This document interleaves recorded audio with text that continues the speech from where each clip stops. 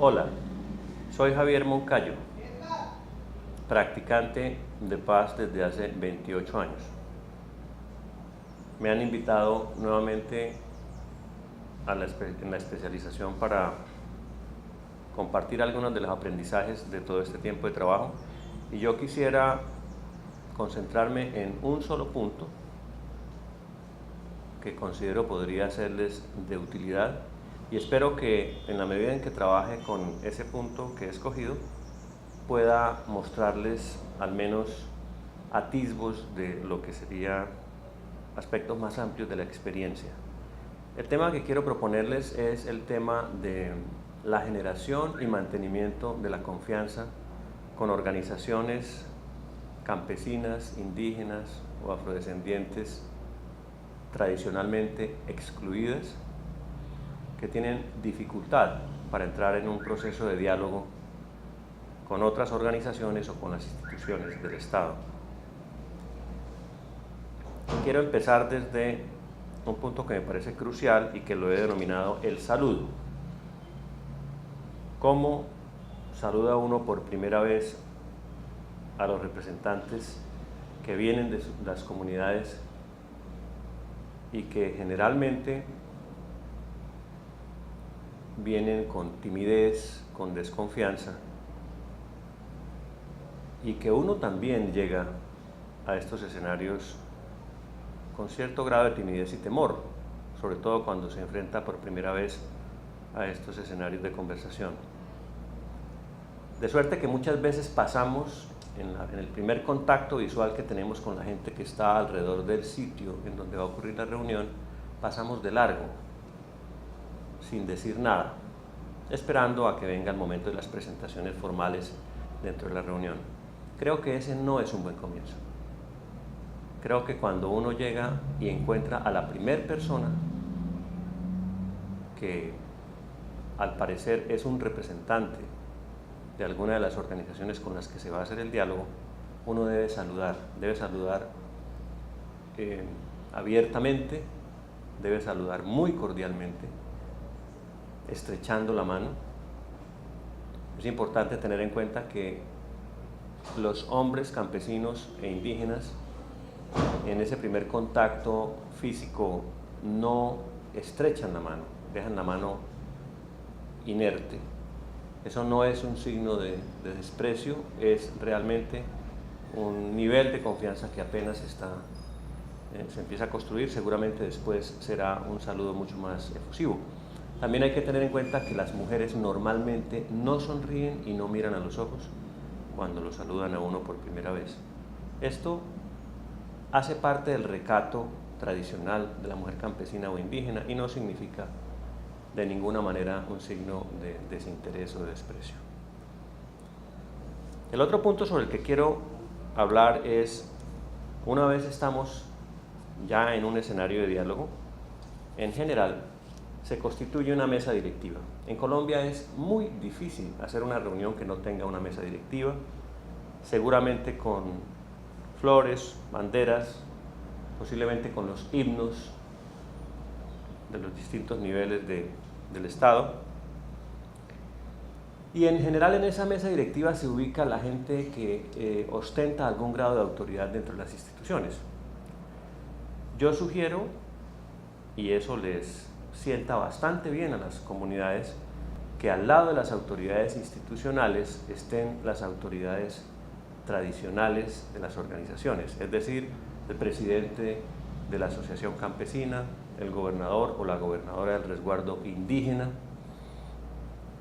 de manera que se sienta que lo que hay allí es un diálogo entre iguales. Ese primer paso simbólico tiene un efecto bastante interesante tanto en las organizaciones sociales como en las instituciones, que de todas maneras se sienten desde el comienzo, digamos, motivadas para sentarse a un mismo nivel con quienes vienen de las organizaciones sociales.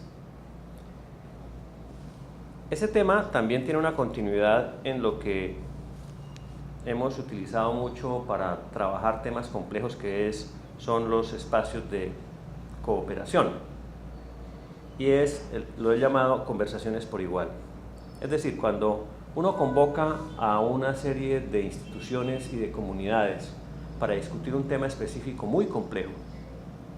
Uno de los primeros elementos claves es que se sientan las instituciones que hacen y ejecutan la política con las organizaciones que sufren o disfrutan la política. Este encuentro es muy importante y si está a un mismo nivel es muy valioso porque le permite a las instituciones tener una retroalimentación sobre la calidad del ejercicio que están haciendo en la formulación y ejecución de la política. Normalmente uno organiza el espacio de manera que haya instituciones y personas de mucho conocimiento que inicialmente nos ofrezcan una panorámica del tema que vamos a tratar. Por ejemplo, si vamos a trabajar en el tema de la navegabilidad del río Magdalena, entonces uno busca a alguien con autoridad legal para hablar del tema, que podría ser Cor Magdalena. Uno busca a alguien con un interés muy importante sobre lo que vaya a pasar allí, que puede ser un alcalde. Es bueno buscarse una autoridad independiente, científica, que coloque temas claves desde la perspectiva del análisis científico de lo que va a pasar. En este caso podría ser, por ejemplo, la Fundación von Humboldt, pero también y en el mismo nivel y con el mismo tiempo y el mismo trato, colocar a personas que viven del río. Por ejemplo, líderes pescadores, para que vean muestren qué es lo que está pasando desde su perspectiva. Eso genera eleva considerablemente la importancia de los pescadores y de sus conocimientos y coloca en un nivel muy apropiado para el diálogo de saberes lo que viene a continuación. Después de que se hace este ejercicio, se aclaran preguntas y uno puede ir a unas mesas de trabajo para responder problemas críticos en grupos que están mezclados, en donde usted está mezclando la institucionalidad, la academia y las comunidades, para buscar soluciones y plantear soluciones a problemas que se han detectado. Lo que de allí salga va a tener un gran valor, porque es el valor del diálogo de los saberes. Eso es muy importante. Otro aspecto que siempre recomiendo y que yo desde hace muchos años practico es este que yo llamo ir a su casa. ¿Ir a su casa qué significa? La gente normalmente tiene que venir a buscarnos. Si somos alcaldes, si somos miembros de la gobernación o somos miembros de algún instituto descentralizado, la gente recorre grandes distancias para venir a vernos. A eso le llaman hacer gestión.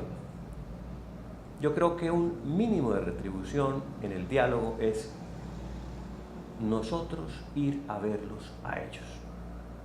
Ese visitarlos, ustedes no saben el impacto tan enorme que tienen las comunidades.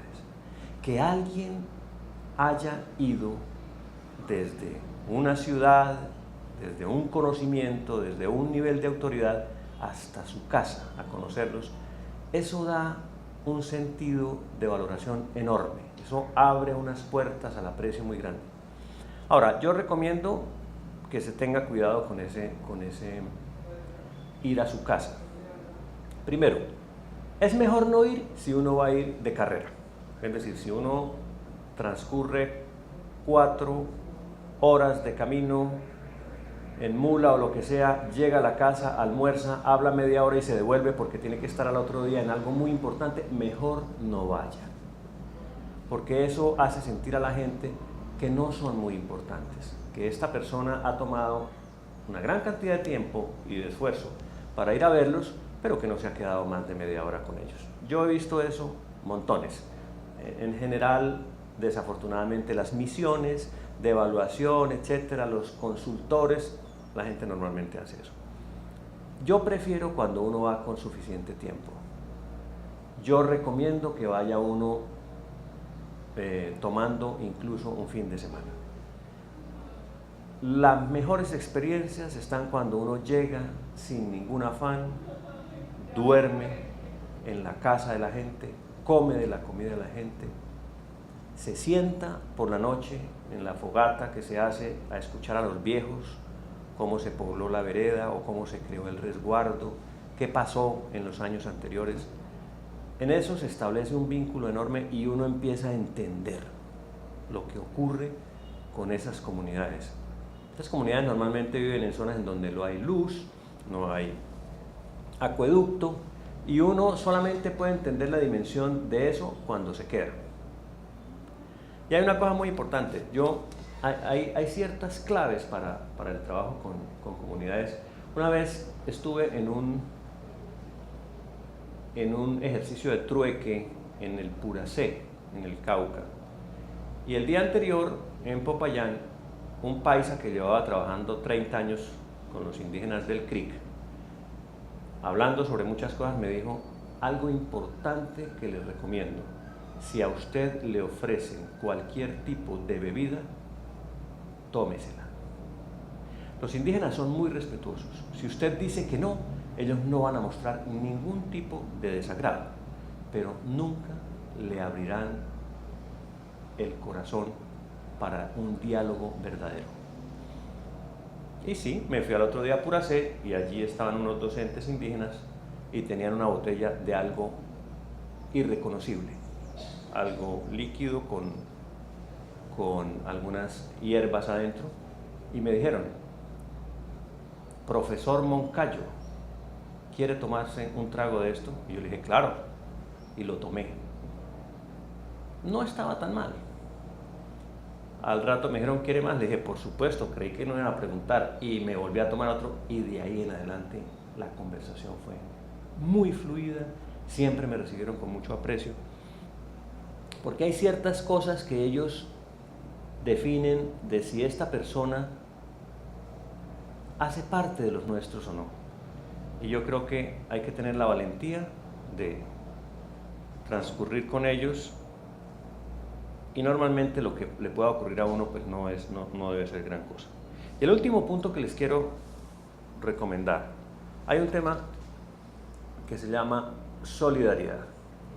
Alguna vez leí yo un estudio de un experto en temas de complejidad, un señor Axelrod, y el señor Axelrod estaba haciendo un estudio sobre cuáles son las razones que hacen que dos países mantengan una actitud de cooperación a pesar de las diferencias ideológicas.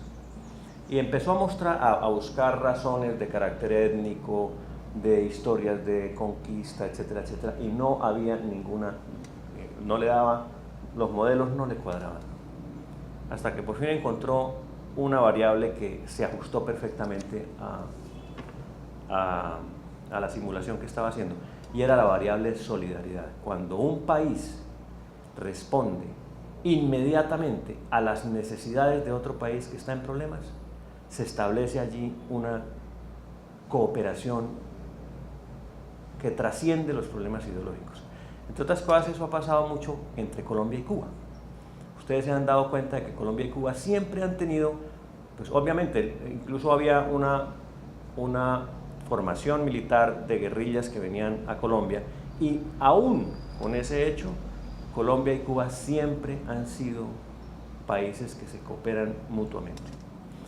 Esto quiere decir, en mi opinión y en mi experiencia de trabajo, que usted siempre debe acudir en solidaridad de las organizaciones o instituciones que están pasando por un mal momento. Eso no lo borra nadie. Yo recuerdo algún par de cosas. En el Magdalena Medio, por ejemplo, cada vez que todas las organizaciones internacionales salían por temas de seguridad del territorio, nosotros íbamos hacia el territorio, a acompañar a la gente, a ofrecer por lo menos consuelo, a traer las instituciones de control del Estado, etc. Y eso siempre fue, todavía lo recuerdan mucho las organizaciones del territorio por ese vínculo que se establece. Y no solamente con las organizaciones. En nuestro trabajo en la Macarena, en una oportunidad la guerrilla de las FARC desocupó completamente las oficinas de parques nacionales en el corregimiento de Puerto Toledo, en la Sierra de la Macarena. ninguna institución de las que estaba trabajando con nosotros en este tema se pronunció al respecto. Nosotros sacamos una comunicación pública en el periódico del territorio, rechazando el hecho, lamentándolo y pidiéndole a la guerrilla que se pusiera en la misma tónica de diálogo que estábamos llevando en el espacio de cooperación en donde trabajábamos con instituciones y comunidades. Esos son temas, obviamente, que están dentro de cierto margen de seguridad y que uno tiene que consultar también los límites políticos de las instituciones con las que uno trabaja. Pero siempre que puedan, estén al lado de la gente, incluso en los casos, en los sucesos más cotidianos, como la muerte de una persona, siempre estar al lado de la gente. Muy bien, yo pienso que estos son algunos pequeños puntos que yo he preferido darlos que hacer una discusión, digamos, mucho más amplia sobre aspectos teóricos del tema de la construcción de paz. Espero que les sirva, que lo recuerden y que cuando les ofrezcan la chicha o el guarapo en alguno de los viajes que hagan por las comunidades, tómenselo con tranquilidad. Hasta luego.